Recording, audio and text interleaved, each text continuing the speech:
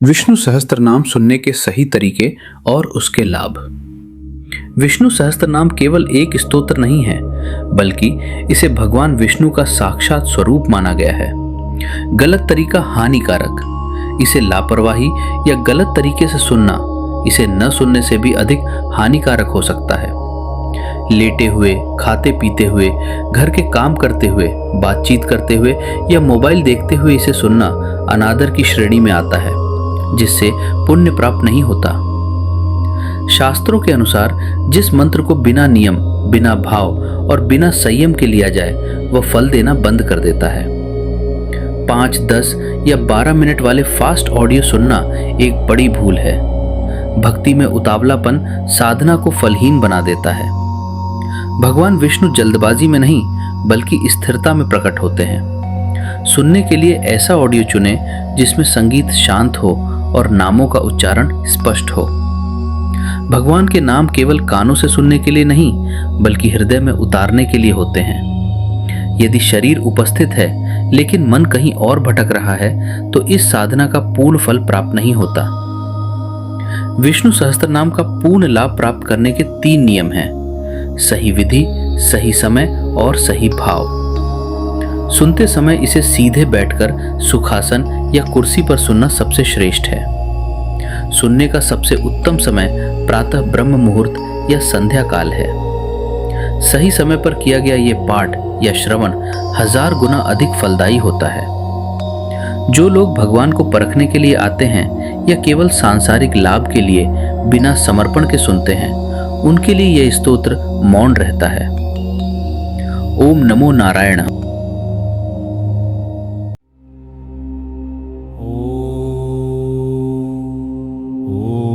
विश्वं विष्णुर्वशत्कारो भूतभव्यभवत्प्रभुः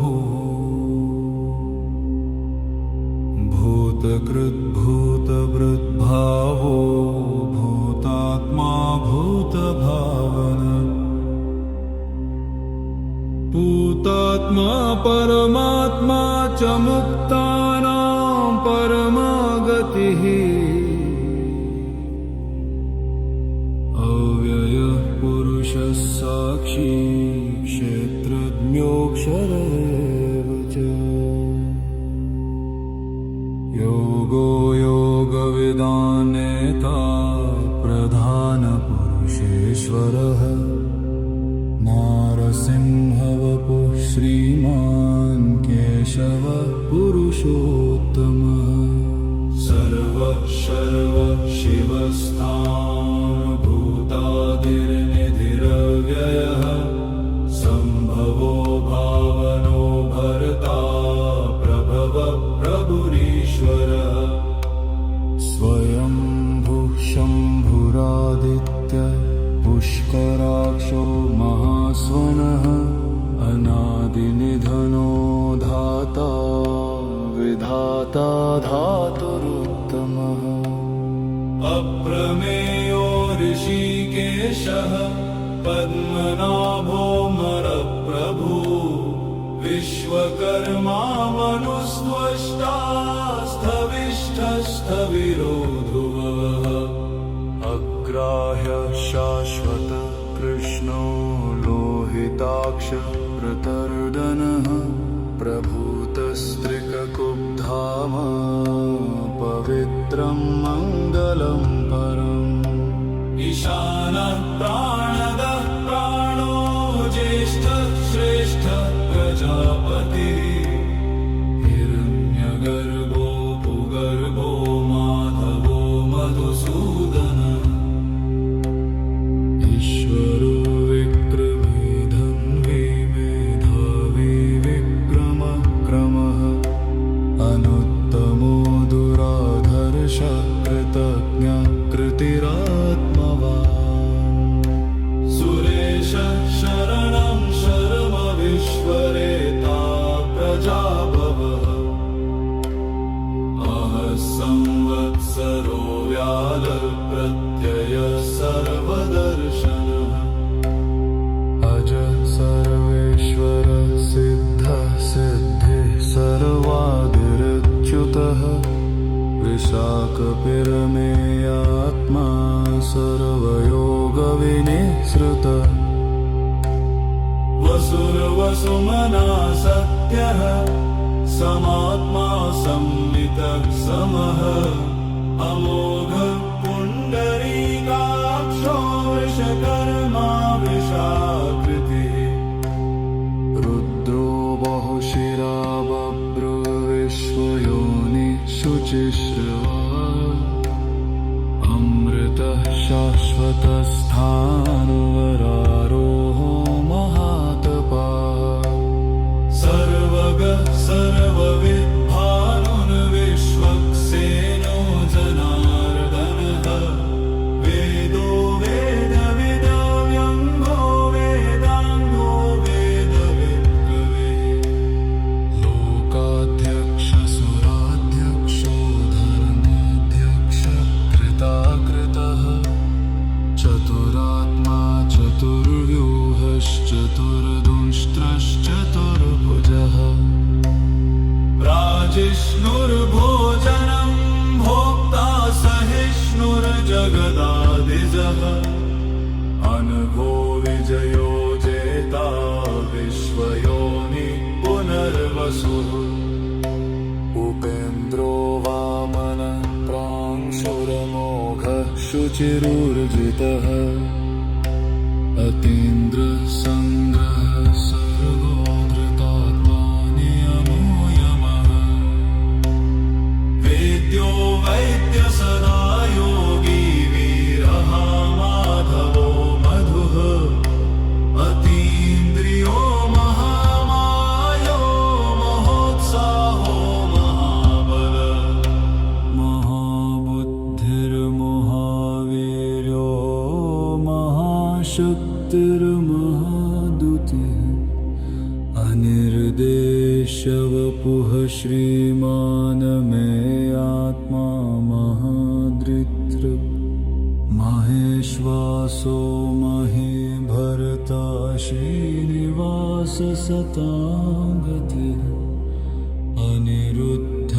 अनिरुद्धसुरानन्दो गोविन्दो गोविदाम्पतिः मरीचिर्दमनो हंस सुपर्णो भुजगोत्तमः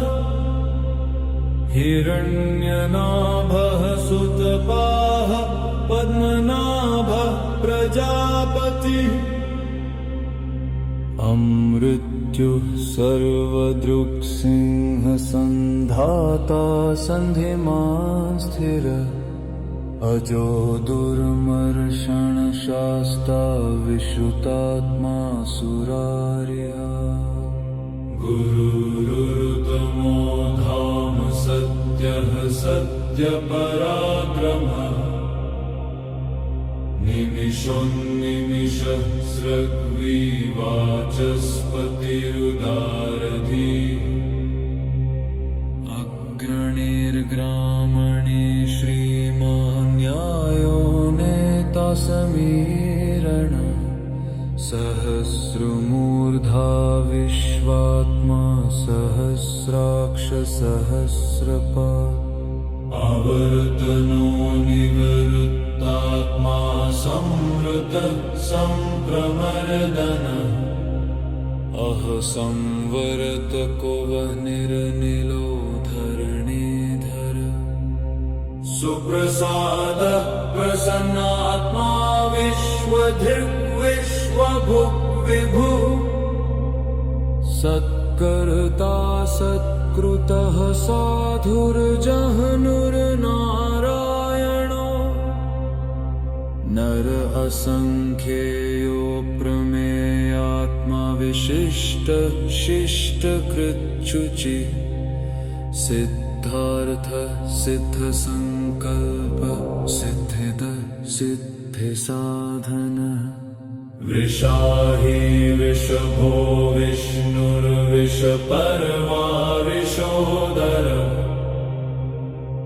वर्धनो वर्धमानश्च विविक्त श्रुतिसागर सुभुजो दुर्धरो वाग्मी महेन्द्रो वसुदो तद्रूप शिपिविष्ट प्रकाशनः ओजस्तेजोद्युतिधर प्रकाशात्मा प्रतापन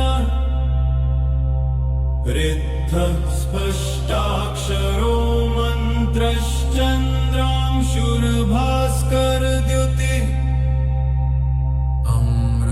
अमृतांशुद्भवो भानु शशबिन्दुसुरेश्वर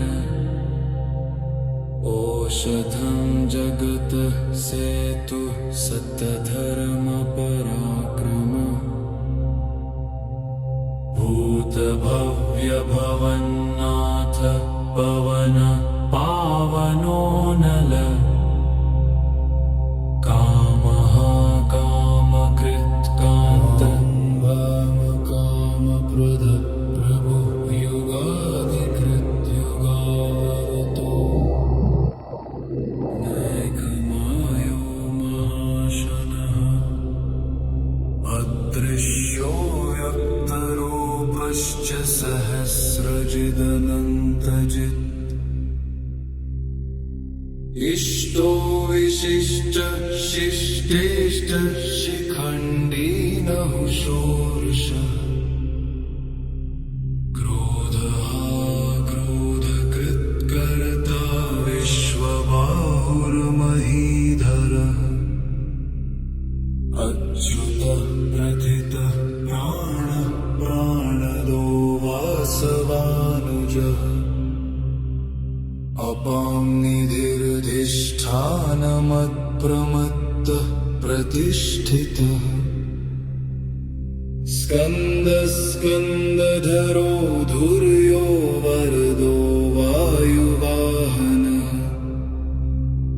वासुदेवो बृहद्भानुरादिदेवः पुरन्दरः अशोकस्तारणस्तारः शूरः शौरिर्जनेश्वरः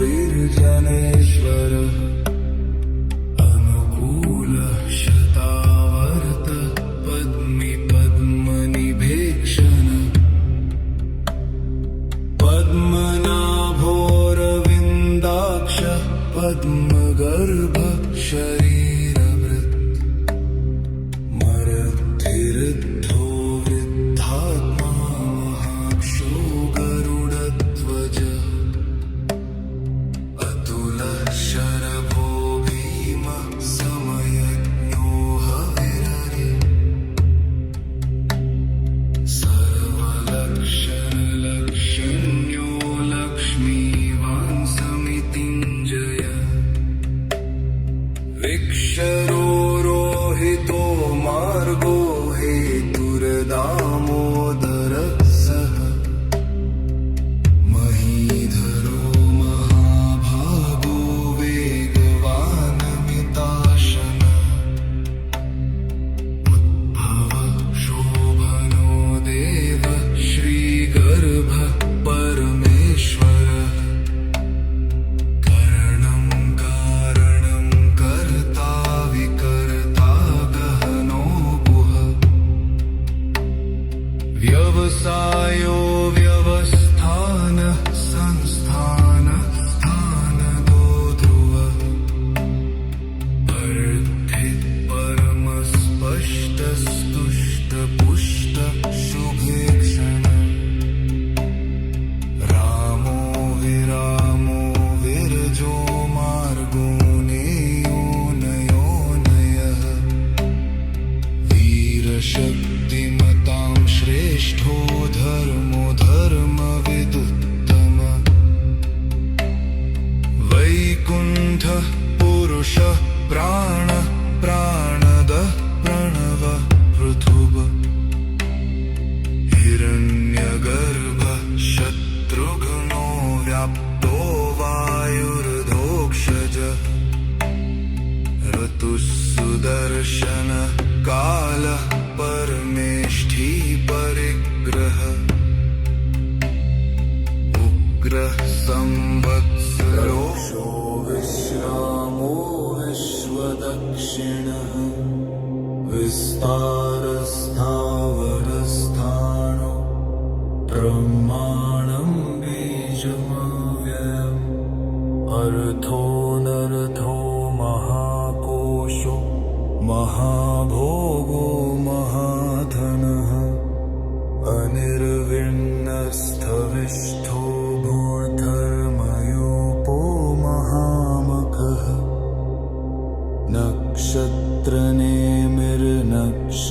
मैत्री क्षमः क्षामः समीहनः यज्ञैजो महीज्यश्च क्रतुः सत्रं सतां गतिः सर्वदर्शी विमुक्तात्मा सर्वज्ञो ज्ञानमुत्तमम् सुरतः सुमुखः सूक्ष्मः सुघोषः सुखदः सुहृत् मनोहरो जितक्रोधो वीरबाहुर्विदारणः स्वापनः स्ववशो व्यापी नैकात्मानैककर्मकृत् वत्सरो वत्सलो वत्सी रत्नगर्भो धनेश्वरः धर्मकृद्धर्मी सदसत्क्षरमक्षरम् अविज्ञाता सहस्रांशुर्विधाता कृतलक्षणः गभस्तिनेमिः सत्त्वस्थसिंहो भूतमहेश्वरः आदिदेवो महादेवो देवेशो देवभृद्गुरुः उत्तरो गोपतिर्गोप्ता ज्ञानगम्यः पुरातनः शरीरभूतभृद्भोक्ता कपीन्द्रो भूरिदक्षिणः सोमपोमृतपः सोमः पुरुजित्पुरुषोत्तमः विनयो जयः सत्यसन्धो दाशारः सात्वतां पतिः जीवो विनयिता साक्षी मुकुन्दोमितविक्रमः अम्भोनिधिरनन्तात्मा महोदधिशयोऽन्तकः अजो महार स्वाभाव्यो जितामित्र प्रमोदनः आनन्दो नन्दनो नन्द सत्यधर्मात्रिविक्रमः महर्षिः कपिलाचार्य कृतज्ञो मेदिनीपतिः त्रिपदस्त्रिदशाध्यक्षो महाशृङ्गः कृतान्तकृत् महावराहो गोविन्द सुषेण कनकाङ्गदिः गुह्यो गभीरो गहनो गुप्तश्चक्रगदाधरः वेधास्वाङ्गोजितकृष्णो दृढसङ्कर्षणोच्युतः वरुणो वारुणो वृक्षः पुष्कराक्षो महामनाः भगवान् भगवानन्दी वनमाली हलायुधः आदित्यो ज्योतिरादित्यः सहिष्णुर्गतिसत्तमः सुधन्वखण्डपरशुरदारुणो द्रविणप्रदः दिवस्पृक्सर्वदृग्व्यासो वाचस्पतिर्योनिजः त्रिसामसामगसामनिर्वाणं भेषजं भिषक् सन्न्यासकृच्छमशान्तो निष्ठा शान्तिपरायणम्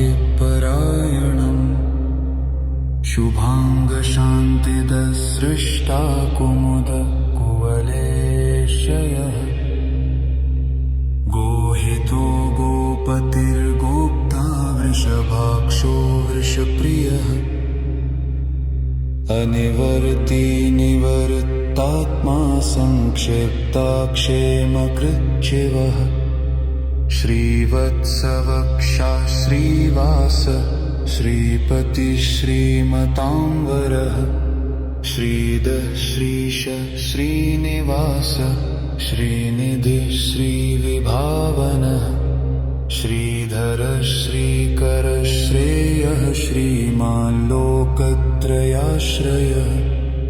स्वक्षस्वङ्गशतानन्दो नन्दिर्ज्योतिर्गणेश्वरः विजितात्मा विधेयात्मा सत्कीर्तिश्चिन्न संशयः उदीर्णः सर्वतश्चक्षुर्निशः शाश्वतस्थिरः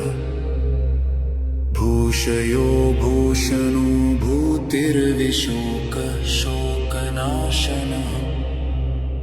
अर्चिष्मानर्चितः कुम्भो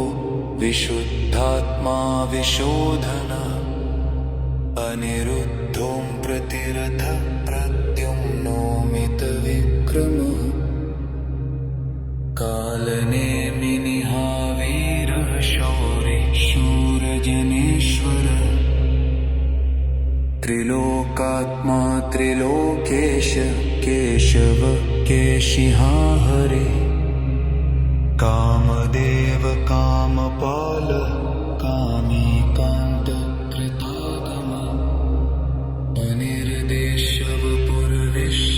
अनिर्देशवपुर्विष्णुर्विरोऽनन्तो धनञ्जयः ब्रह्मण्यो ब्रह्मकृत् ब्रह्म ब्रह्म ब्रह्म विवर्धनः ब्रह्मविद् ब्रह्मणो ब्रह्मी ब्रह्मज्ञो ब्रह्मणप्रियः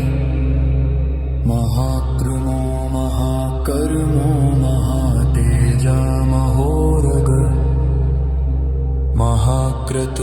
महाक्रतुर्महायज्ञो महायज्ञो महाहवे सव्यस्तव प्रियस्तोत्रं स्तुतिस्तोतारणप्रिय पूर्णः पूरयिता पुण्यः पुण्यकीर्तिर्नामयः मनोजवस्तीर्थकरो वसुरेता वसुप्रदः वसुप्रदो वासुदेवो वसुर्वसुमनाहवे सद्गतिः सत्कृतिः सत्ता सद्भूतिः सत्परायणः शूरसेनो यदुश्रेष्ठ सन्निवासः सुयामुनः भूतावासो वासुदेवः सर्वासु निलयो नलः दर्पहा दर्पदो दृप्तो दुर्धरोऽथा पराजितः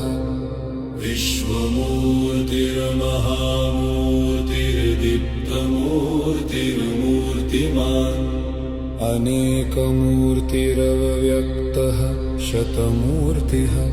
शताननः एकोनैकः सवक्कः किं यत्तत्पदमनुत्तमम् लोकबन्धुर्लोकनाथो माधवो भक्तवत्सलः सुवर्णवर्णो हेमाङ्गो वराङ्गश्चन्दनाङ्गदी वीरहा विषमः शून्यो घृताशीरचलश्चलः अमानी मानदो मान्यो लोकस्वामी त्रिलोकधक् सुमेधा मेधजो धन्यः सत्यमेधाधराधरः तेजो वृषो द्युतिधरः सर्वशस्त्रभृताम्बरः प्रग्रहो निग्रहो व्यग्रो नैकशृङ्गो गदाग्रजः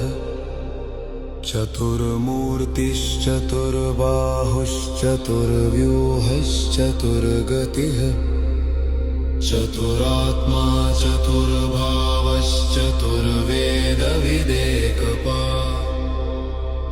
समावर्तो निवृत्तात्मा दुर्जयो दुरतिक्रमः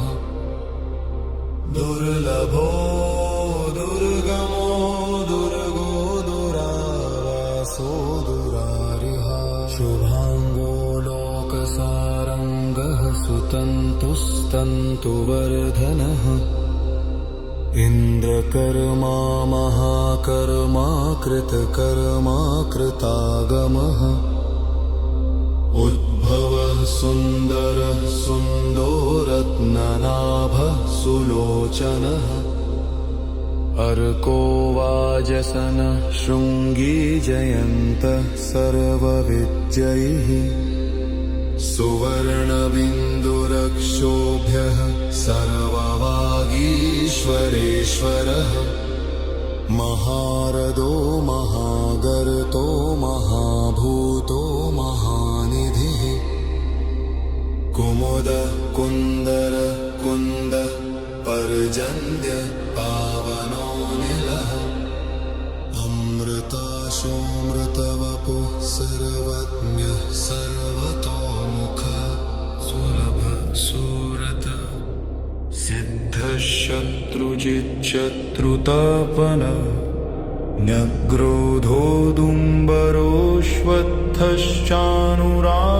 न्यग्रोधोदुम्बरोऽश्वत्थश्चानुरान्ध्रनिषूदनः सहस्रार्चे सप्तजिह्व सप्तैधा सप्तवाहनः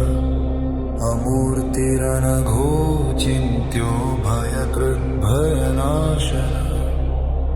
अणुर्बृहत्कृशः स्थूलो गुणभिन्निर्गुणो महान् अधृतः स्वधृतः स्वास्य प्राग्वंशो वंशवर्धनः भारभृत्कथितो योगी योगीश सर्वकामदः आश्रम श्रवण श्याम सुपर्णो वायुवाहन धनुर्धरो धनुर्वेदो दण्डो दमयिता दम अपराजित सर्वसः नियन्ता नियमोऽयम् सत्त्ववान् सात्विक सत्य सत्यधर्मपरायण अभिप्राय प्रियार्होर्ह प्रियकत्प्रीतिवर्धन विहाय सगतिर्ज्योति सुरुचिरुत भुग्विभु रविर्विरोचन सूर्य सवितारविलोचन अनन्तो हुत भोक्ता सुखदो नैकजोग्रज अनिर्विण्ण सदा मर्षिलोकाधिष्ठानबभूत सनातनतम कपिल कपिरव्यय स्वस्तिद स्वस्तिकृत् स्वस्ति स्वस्तिभुक् स्वस्ति दक्षिण अरौद्र कुण्डलिचक्री विक्रम्यूर्जित शासन शब्दातिग शब्दसः शिशिर शर्वरीकर अक्रूर पेशलो दक्षो दक्षिण क्षमिणांवर विद्वत्तमो वीतभय पुण्यश्रवणकीर्तन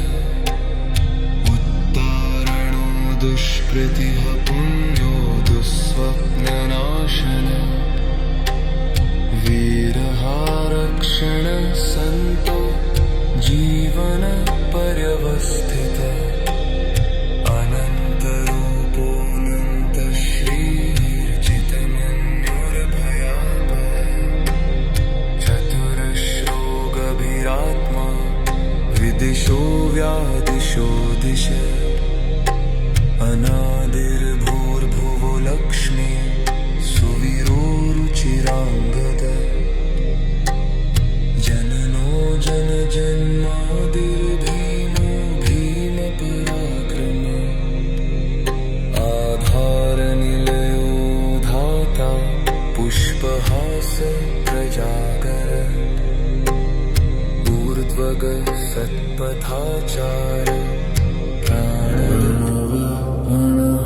ब्रह्माणो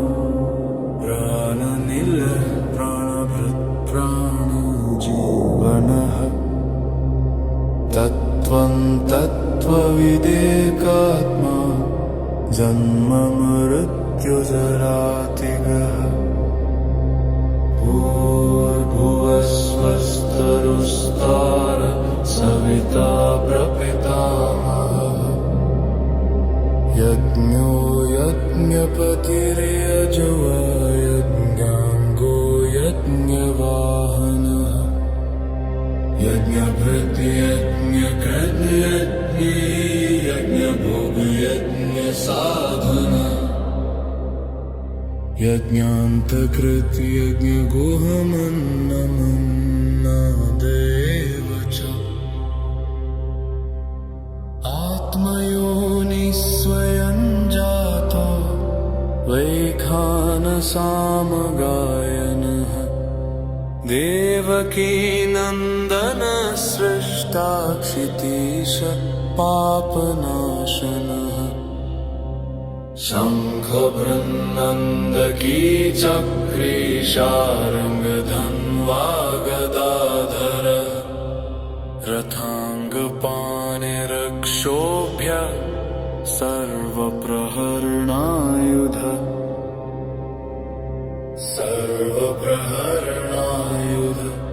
ॐ नमः इति